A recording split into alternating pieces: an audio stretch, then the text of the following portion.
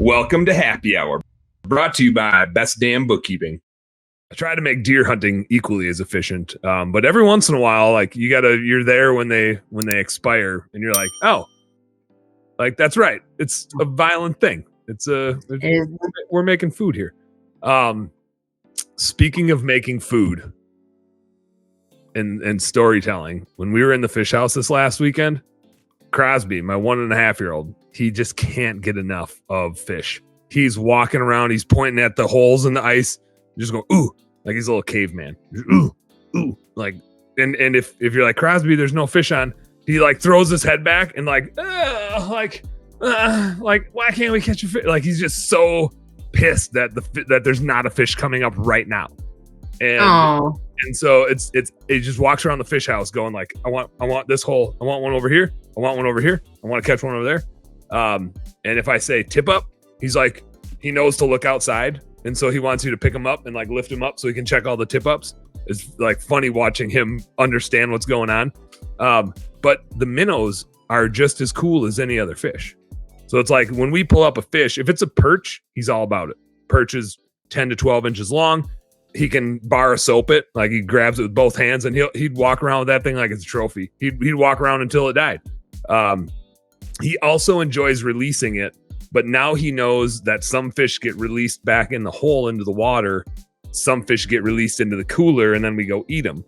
And so now that he knows that some go into the cooler, now he wants all of them to go into the cooler by their buddies instead of back in the fish. So this is like a whole dynamic we need to play with. The other dynamic that we found out we needed to reckon with is anytime you're like baiting a hook, he wants to get the minnow for you. And for a while, he didn't want to give it to you. It's kind of like a dog that would retrieve something and not hand it to you.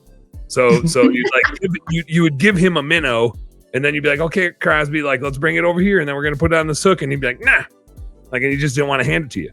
Well, this weekend we were out there and he got good at like handing me the minnow. And so one time I gave him a minnow back because it was too big for the walleyes usually bite kind of evening and overnight. Then they slow down midday, but we had a bunch of perch by us and I had a pretty big minnow on. I was like, well, I'll downsize this minnow here and I'll give this bigger one to Crosby. I call him Crappie, by the way. That's like his nickname, Crappie. So if I say Crappie, I'm not talking about a fish. I'm talking about my boy. But so I give Crappie dog the big minnow, and I put a small minnow on, and I'm turning around, and Marty just like gives like a traumatic scream as if something really bad happened, and I see her reaching for Crosby's mouth, and there's a minnow tail hanging out of it.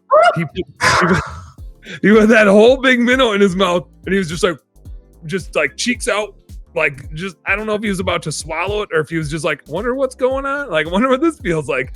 And then and then he doesn't want to spit it out, right? So he's like doing the head shake thing, like get away, like no mom, you're not taking my minnow.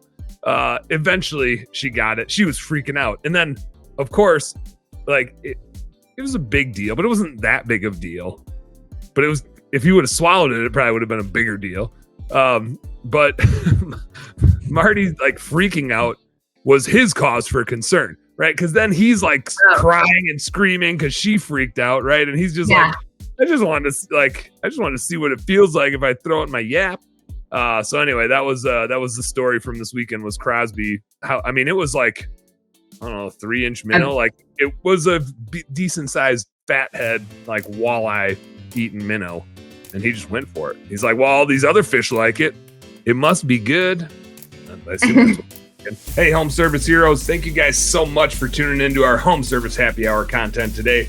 I sure hope you learned a little something. And I sure as heck hope that it was entertaining. If you did find it fun and entertaining, make sure you like and subscribe to the channel for more cool, fun, entertaining business content. And speaking of which, stay tuned. There's a little more here and a little more right here. Check it out.